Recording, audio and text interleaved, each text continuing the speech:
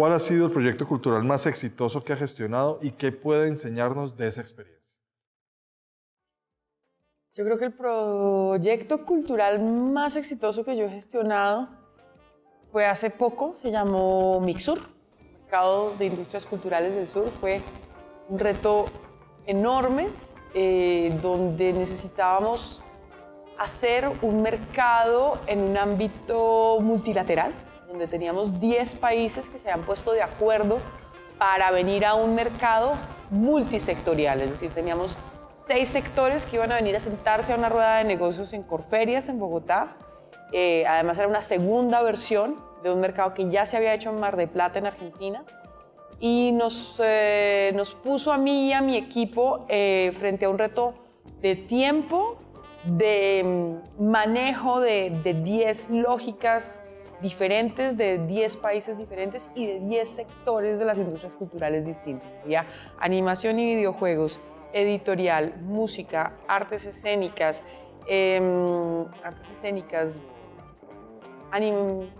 audiovisual, y se me escapa un sector, diseño, que estaban, pues que son, digamos, sectores que no dialogan normalmente y que se tenían que sentar en un mismo ámbito, a la misma hora, al mismo momento, a hacer negocios con compradores que venían o de la región o de extrarregión.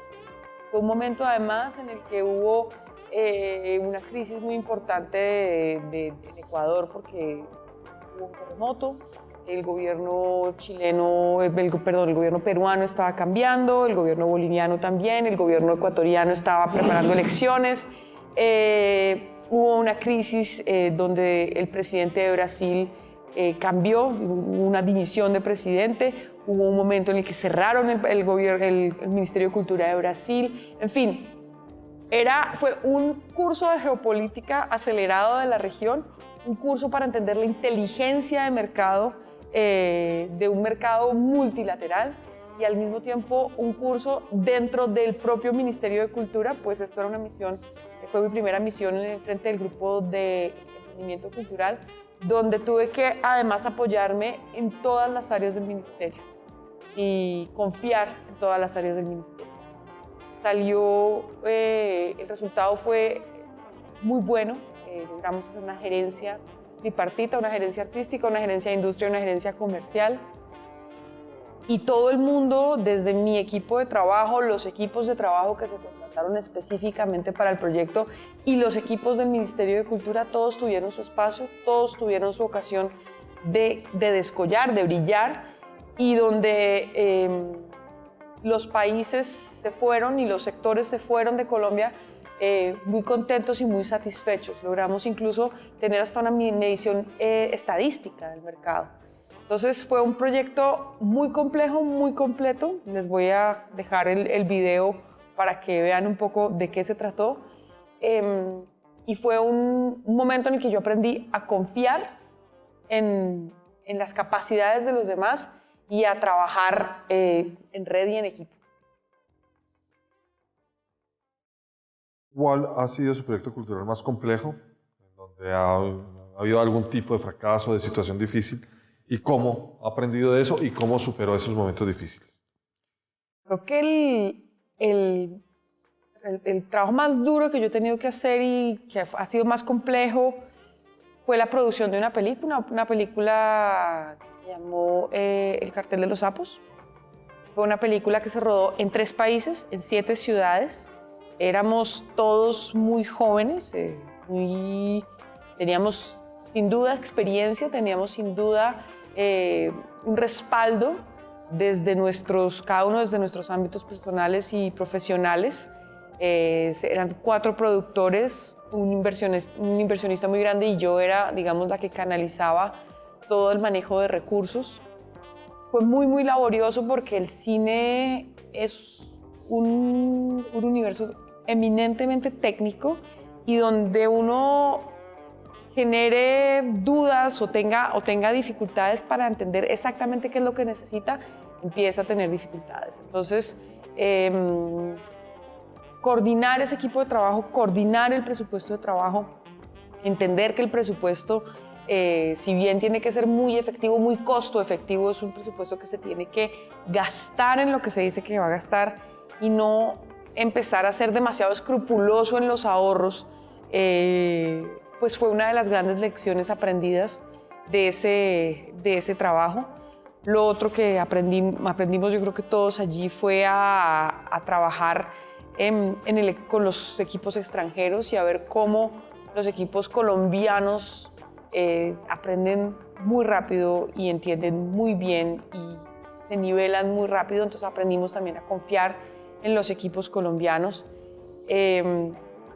Y aprendimos también que a veces escatimar esfuerzos o escatimar recursos genera un desgaste innecesario. Entonces, una vez los productores entendieron que había que invertir para que el equipo pudiera trabajar con holgura y que esa holgura se veía justamente reflejada en el resultado en la pantalla, empezamos a fluir mucho mejor.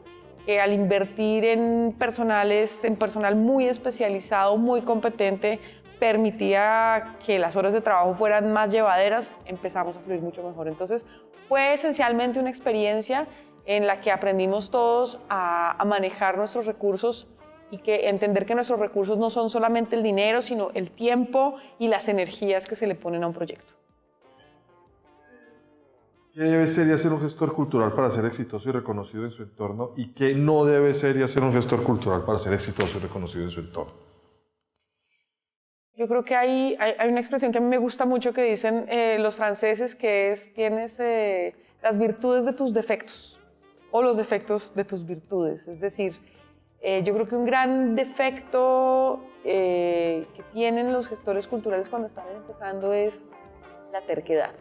Una cosa es ser audaz, y una cosa es tener una idea clara, y otra cosa es estar aferrado a una idea y no permitir que esa idea tome un curso un poco distinto según las posibilidades que vaya encontrando en su camino.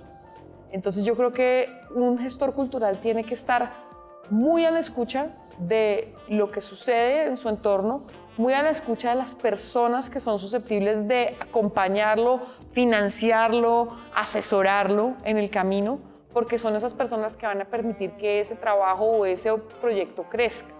Entonces yo creo que esa sería la primera cosa, ser flexible y estar a la escucha de lo que el entorno le propone al proyecto para enriquecerlo o para modificarlo. Muchas veces uno sale a buscarse la manera de hacer una cosa que resulta siendo una cosa completamente distinta, porque las posibilidades que en ese momento estaban dispuestas eran para otro tipo de necesidades. Entonces es súper importante pues saberlo y tenerlo en cuenta. Y yo creo que hay una cosa que tiene que hacer el gestor cultural, y es construir su reputación. Es decir, cada paso que se da en la gestión cultural, cada persona que se cruza, cada trabajo que se entrega, cada dificultad que hace imposible entregar un trabajo, forjan una reputación. Y creo que lo único con lo que uno cuenta en el mundo de la gestión cultural es eso, es todo ese ámbito de la probidad, de la ética, del empeño por hacer el mejor esfuerzo. Construyen una reputación que después hace que las cosas y la vida laboral sobre todo sean sumamente agradables y tanto menos laboriosas. Es decir, cuando uno está consciente a cada paso que toma, desde que sale de la universidad a los 22 años hasta el final de sus días, de que cada relación y cada acción que se toma construye una reputación, yo creo que uno lleva una vida profesional muy, muy grata. Yo creo que el último consejo, lo último que yo he visto a los mejores gestores culturales con los que yo he trabajado, con los que haya tenido oportunidad de intercambiar, es: siempre escuche las generaciones que vienen detrás suyo. Los grandes gestores culturales siempre han sido amigos de los más jóvenes. Entonces, no caiga en la trampa de volverse la vieja guardia. manténgase en contacto con los más jóvenes que siempre tendrán mucho que enseñar. ¿Qué debe hacer?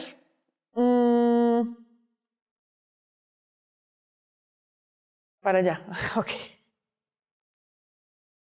¿Qué no debe hacer un gestor cultural? Yo creo que no debe hacer un gestor cultural, no debe tenerle miedo a los recursos, no debe tenerle miedo a ejecutar el dinero, no debe tener pereza, no debe tener, más bien, no debe permitir tanta informalidad dentro de sus equipos de trabajo. Debe tomarse en serio, debe creer en sus ideas. Entonces, lo último que debería hacer un gestor cultural es trabajar sin convicción.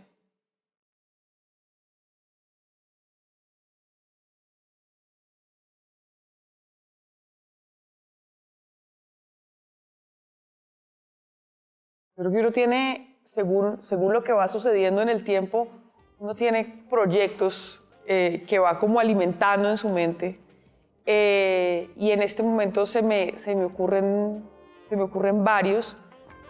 Ambos tienen que ver con el ámbito musical, pero sobre todo con el ámbito archivístico. Yo me pregunto, y no tengo la manera de saberlo, me pregunto si en ese nuevo panorama que tiene el disco, y el disco entendido como la prensa de vinilo, me pregunto si Colombia no sería un lugar muy interesante para establecer un lugar, un sitio de producción discográfica de vinilo.